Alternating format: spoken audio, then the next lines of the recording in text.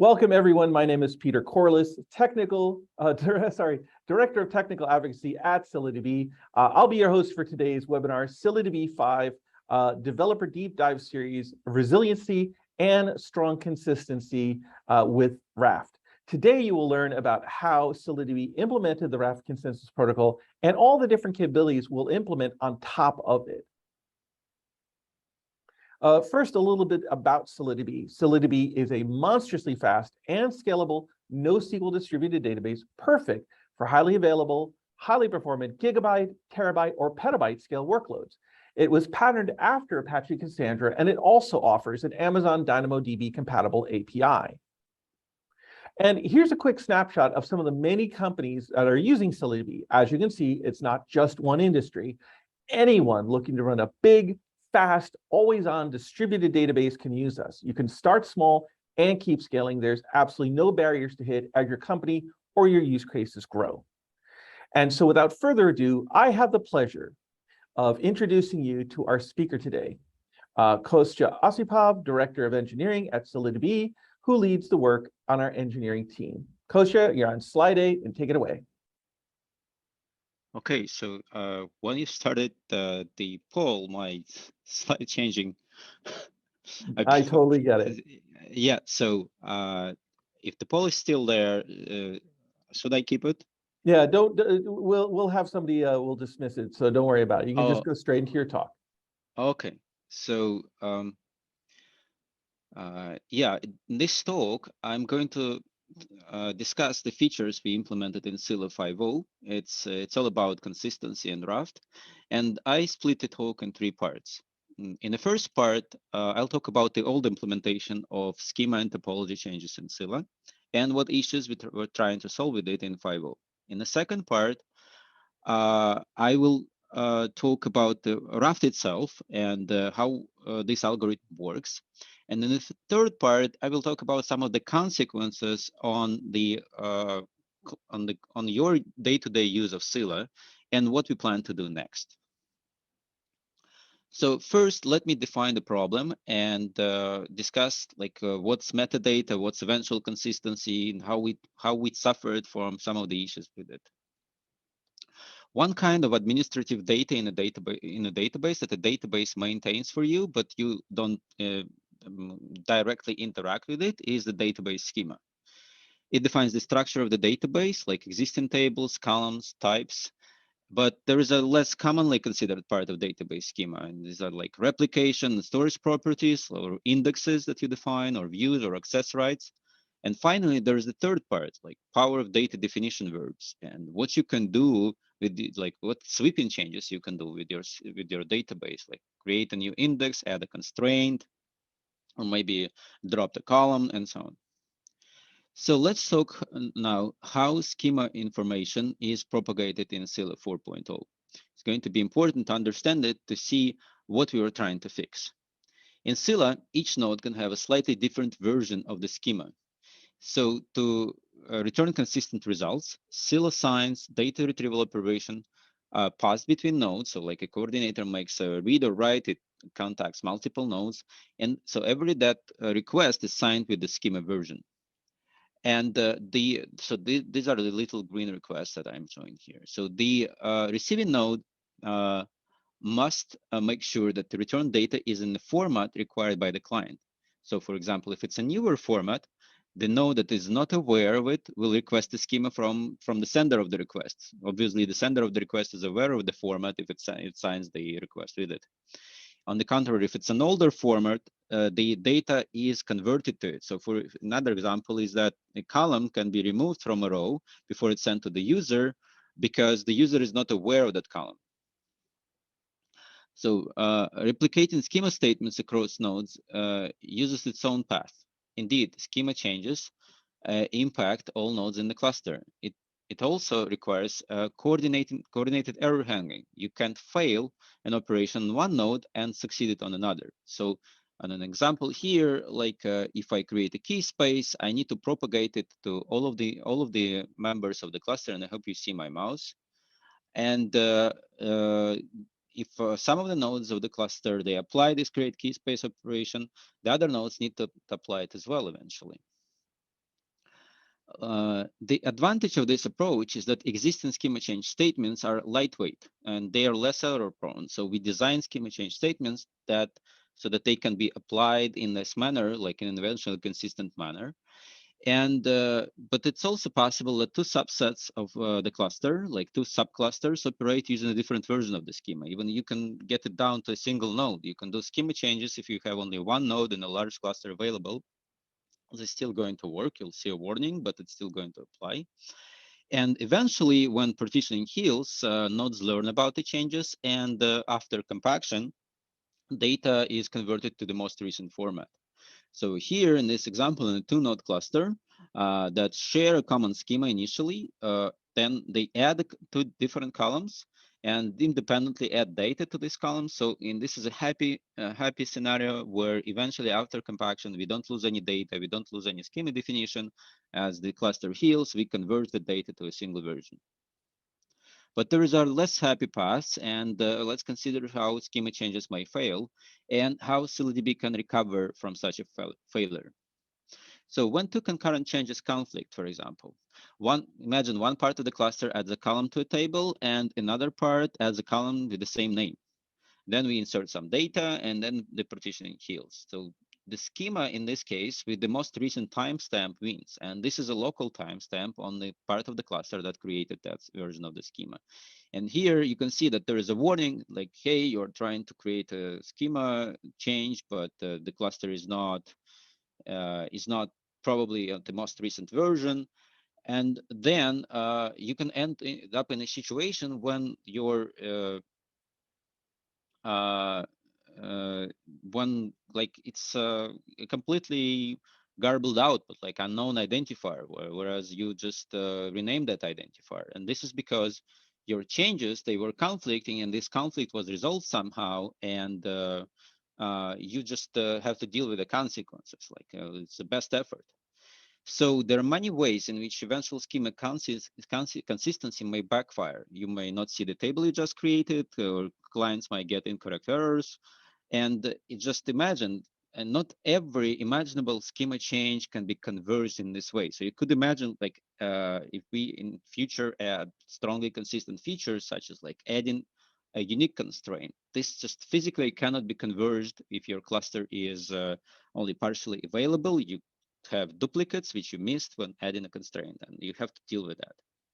So a more reasonable compromise would be to still allow schema verbs to make progress if some nodes are down, but not need reconciliation of divergent histories. So like have a single history, which the majority of the cluster maintains, and this at least would make reasoning about schema changes much more easy.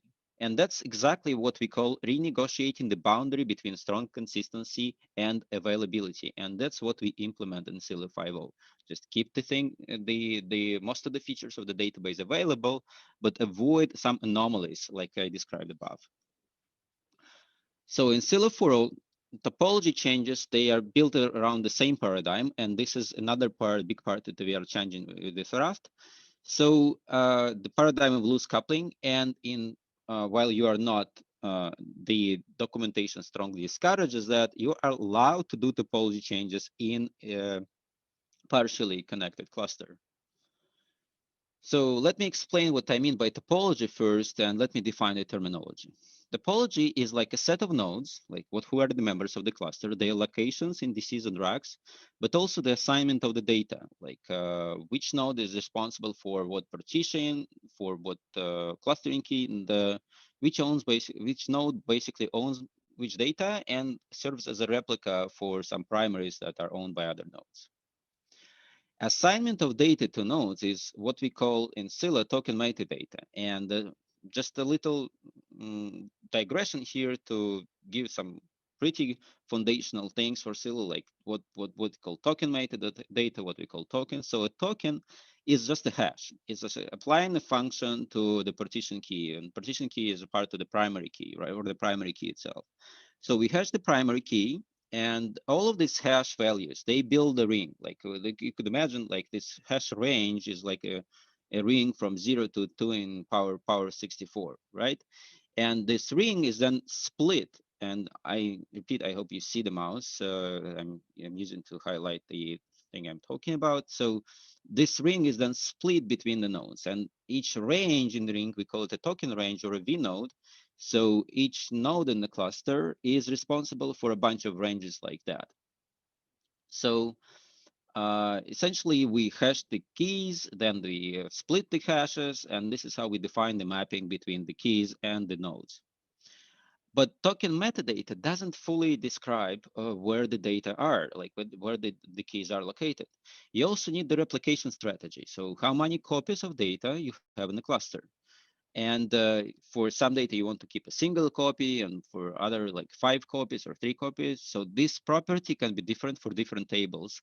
And it's also stored in a database, and it's stored in the schema. Like when you define the key space, you define the replication strategy. And so that's the property of the schema. So together with the replication strategy, token metadata is what determines replicas for each key. And changing replication strategy has a similar effect as adding or removing nodes, since it can add new replicas to the same data. So you can see that it's a good idea to coordinate topology and schema changes just from that. This is connected information. But currently, it's the responsibility on the client. The client is not advised to do, say, schema changes. Not currently in 4.0. Like still, when there is like defining impossible topology, technically it is possible to define a replication factor of 5 in a cluster of size 3, but you are going to get the runtime errors in that. Like you cannot insert data in such a cluster. But there is another angle to that. Apart from like wanting to put this together into a single sort of storage, you also, because of eventual consistency, each node can have a slightly outdated view of the topology. For example, imagine node C joined while node B was down, and node B just boots and haven't learned anything about C, or node B went down while C was joining it. So in this case, node B doesn't know about node C ranges and ownership. So if a request comes to node B, it can, like, say, imagine it's a read, and it can just serve that read from the old replicas of that as B knows them. So it could read from the nodes basically which didn't see the writes. Or the writes themselves may also go to the wrong replicas temporarily, because eventually, of course, run repair and things get right. So this is, of course, bad, but this is technically impossible. It shouldn't happen. If you read Scylla's manual, you will see that like you should not add nodes in clusters which are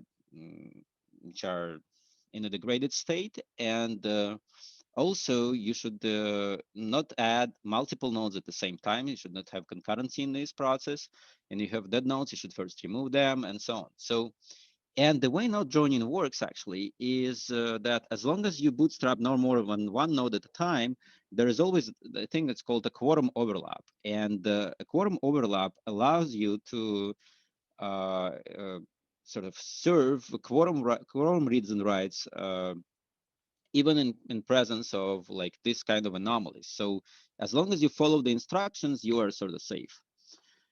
And but that's if the cluster managed manually.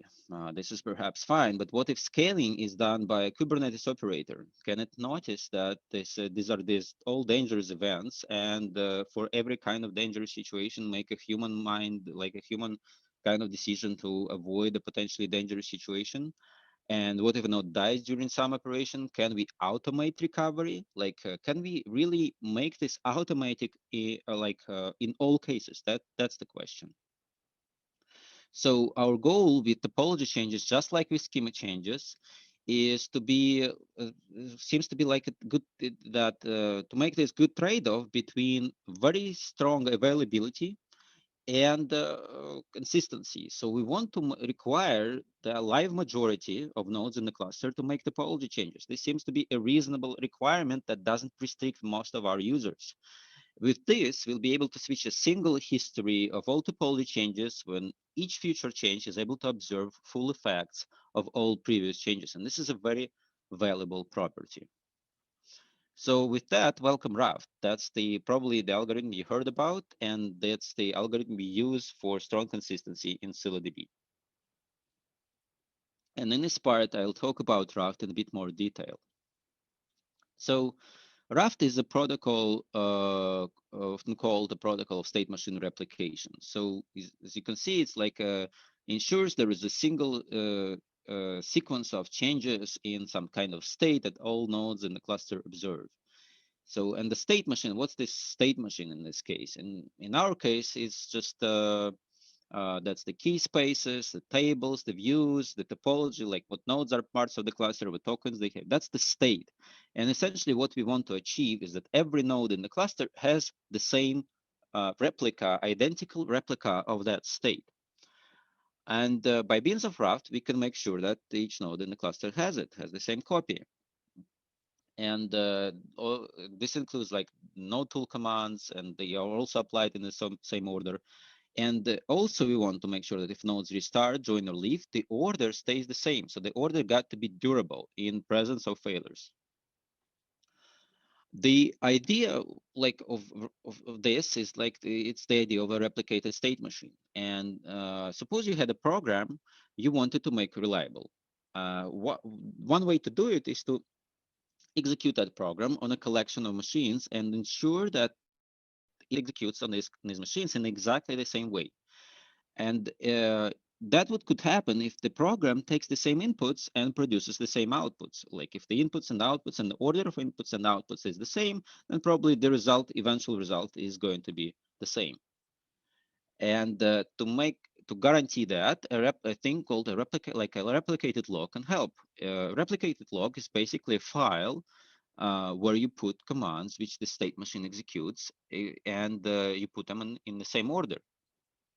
And here's how it works. A client of the system that wants to execute a command passes it to the one of the nodes, and this command, let's call it X, then gets recorded in the log, and then it's replicated to every node in the cluster. So we require at least a majority to make progress to replicate it. And so it's recorded in the logs of these machines as well. That happens first. The command is not applied yet. It's not executed. It's just recorded. Once the command has been safely replicated in the logs, then it can be passed to the state machines for the execution. And when one of the state machines, we don't need to wait for all of the state machines, since we know that they are going to just do the same work, finishes executing the command, the result can be returned back to the client program. As you can see, as long as the logs of the state machines are identical and the state machines execute these commands in the logs in the same order, we know they're going to produce the same results. A special consensus module is on each node is an entity that ensures that the commands are replicated in the way I've just described it. And it also ensures that there is this coordination in terms of who applies the command to the log and in what order and so on. This system makes progress as long as any majority of the servers are up. Like you need 2 out of 3, 3 out of 5. That's why we call this like a quorum algorithm, a majority algorithm, and so on. But how does the consensus module guarantee the coordination of all nodes? So how does it guarantee that the nodes perform the steps in the right order? In Raft, the servers are not equal at any given point in time, and to apply commands like create key space or like add a node, clients have to communicate with a single node, which we call a leader, and the leader communicates it with all of the other nodes. This decomposes the problem of consensus into two. Like the first is the normal operation when there is a running leader, and the second is what you do actually when the leader crashes and when one needs to elect a new leader. So when there is a normal leader, everybody has to follow orders from that leader. So it's easy to know in what order to apply the commands, to store them in the log, because you follow just what leader tells you to do. And here's how you change the leader. First, you need to detect obviously leader failure. In Raft, this responsibility is inverse. A live leader is responsible for sending heartbeats to all of the followers.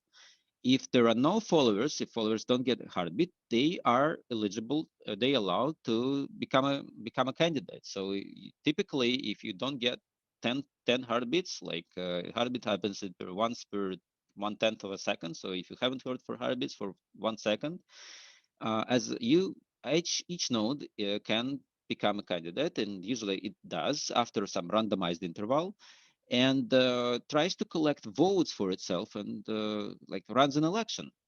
So uh, we call this approach direct failure detection. If you compare it with Scylla gossip, we distinguish it, like which we call Scylla gossip epidemic failure detection. So the direct failure detection is more heavy in terms of network, because it like you ping everybody 10 times a second, but it's also more reliable and more fast in detecting the failure. Any follower that doesn't get updates from the leader, as like I mentioned, for the duration of the election timeout is able to become a candidate. And here you can see, like from the left to right, that S1 has become a candidate first. Election timeout expired, then some randomized timeout expired. So S1 was first with this lucky, with smallest random time. And then S1 sends this vote request to all of the followers. While the vote requests, all of the other nodes essentially, while the vote requests are still in flight, other nodes can also become candidates, try to send vote requests. But in the end, like there is only going to be one leader who gets the majority of votes in the cluster per an election round. Or there can be no leader, but and eventually there can be no more than one. And a follower grants its vote once per election, and the first candidate that requested it, the vote has a sufficiently up-to-date replication log, Raft replication log, wins the election. One important reason why we chose Raft was that handling node failures like joining and leaving nodes is also part of Raft protocol. And in order to add or remove a node in Raft, the client, or in this case, node tool serves as a client, it simply adds a special command to the log.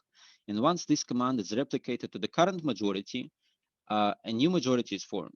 So as soon as the node, as a member of the cluster gets a replication command that tells it that, hey, there is this new node, it starts consulting that node for all future decisions.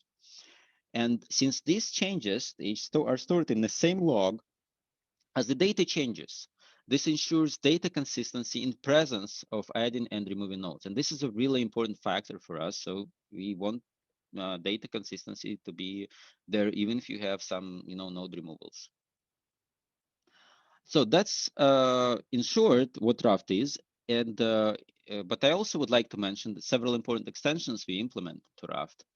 But since it's a bit, I'm a bit short of time here, I would like to say that I have an extended version of this talk, and there'll be an announcement about it in the end. So that's where you could learn how ScyllaRaft is different and what important additional features we did to essentially make Raft more resilient, more performant, and so on. So finally, in this final part of the talk, I'd like to explain how this algorithm and the changes we made, while provide this strong consistency for schema and topology, preserves this important balance between consistency and availability. So the case I would like to consider here is, I've been mentioning many times during this talk, that we now require a majority to replicate schema changes, and a majority of nodes in the cluster. But you probably know that, of course you do, like in order to perform a write, you only need to, replication factor, replicas, or a read. You don't need all of the nodes in the cluster, and not even a majority. So you could imagine easily that there is a very large cluster, hundreds of nodes, where when pretty much any time there is some node that is down or is maybe disconnected. And so would any read or write need to consult with this majority to complete?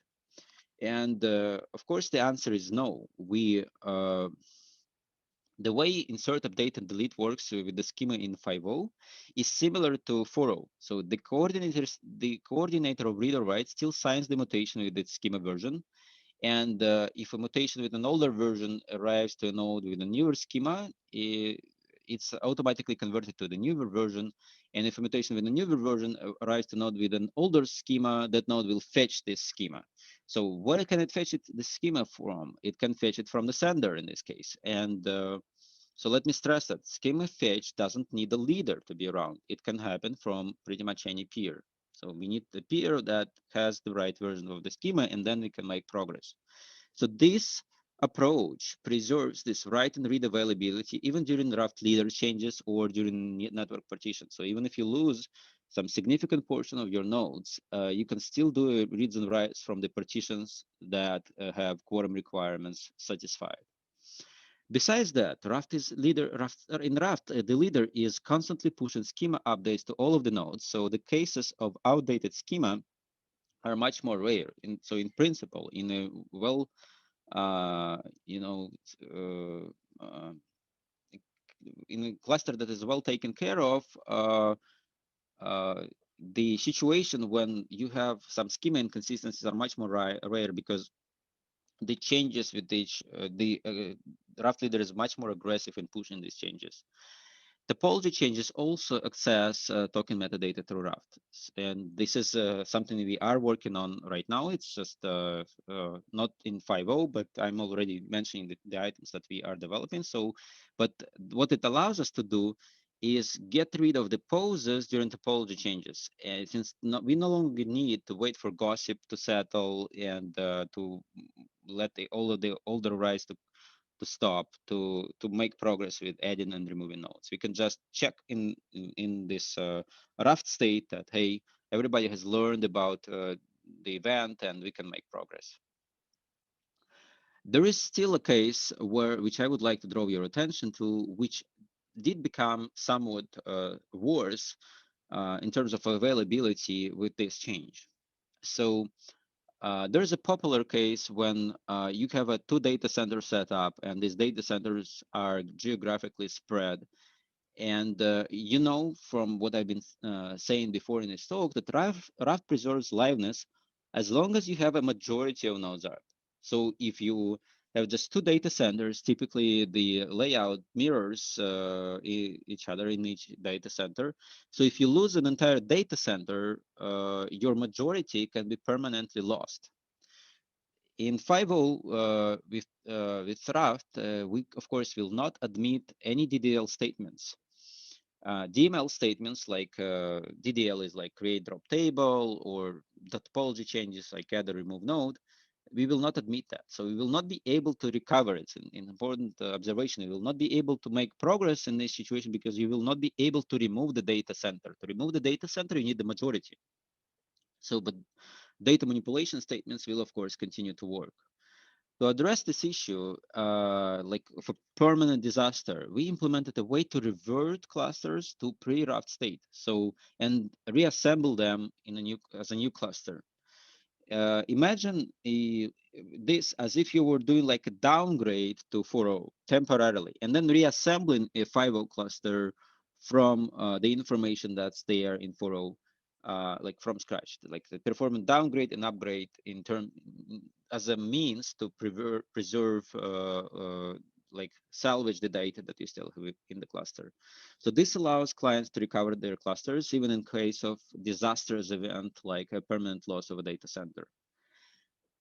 So even though this procedure is available, we strongly recommend using an odd number of data centers to rely on full recovery automation. So if you have 3 data centers, even the loss of a single data center will provide you with automatic failover of the Raft leader and you'll preserve full schema availability. So let me recap. Starting from Scylla 5.0, concurrent schema changes are safe. Schema propagation happens much faster, making it easier to write day-to-day applications. Topology changes require a live majority, and we are improving safety of the topology procedures every day, so to make use of Raft in more and more parts of Scylla.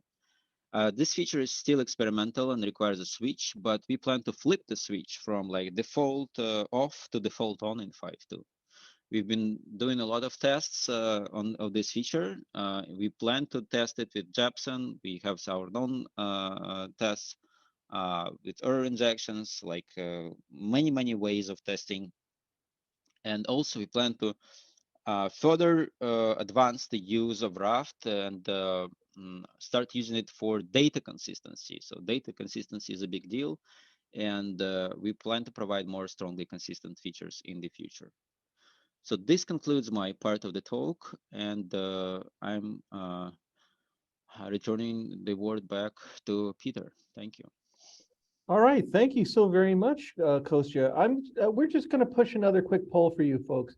What we would like to do is understand the sense of scale. So how much data do you have under management in your own transactional database systems? Do you have less than a terabyte, between 1 and 10 terabytes, 10 to 100 terabytes, or greater than 100 terabytes, maybe even a petabyte? We'd love to know what order of magnitude the data is that you're managing. So pick the answer that best matches your current data set. And so we'll leave this poll up for a bit for you to answer. With that, we'd love to hear from you. We are a little bit over time though, so I want to remind you again of the on-demand webinar for the prior session, Resiliency and Strong Consistency via Raft, as well as the next session we're going to have, which is the Rust-based drivers, and even doing UDFs with WebAssembly. These are new ways for developers to get the most out of ScyllaDB. So with that, though, if you do want to ask more questions, I do invite you to join us on our user Slack. I put the link into the chat. That's slack.scylladb.com. There's thousands of your fellow database monsters that are available there. And thank you all so very much for attending today. In due time, you will find this presentation available on the ScyllaDB.com page, as well as in our webinar section for on-demand viewing. You will get an email with the link to the slides, as well as to this video. And again, please make sure to add the upcoming webinars to your calendars. WebAssembly will be on October 18th. With that, let's go to the next slide then. I just want to thank again everybody.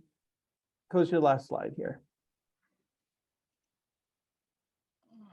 Oh, sorry. Okay, next slide then. All right, very last slide. Here you go. Thank you so very much for attending today. Again, in due time, you'll have all this information. If you'd like to weigh in on what we present in the future, please use the Contact Us button on our website, either via the forum there, or you can tag us on Twitter at ScyllaDB. We'd love to hear your ideas. So for now, on behalf of Kostya and myself and everybody at ScyllaDB, enjoy the rest of your day.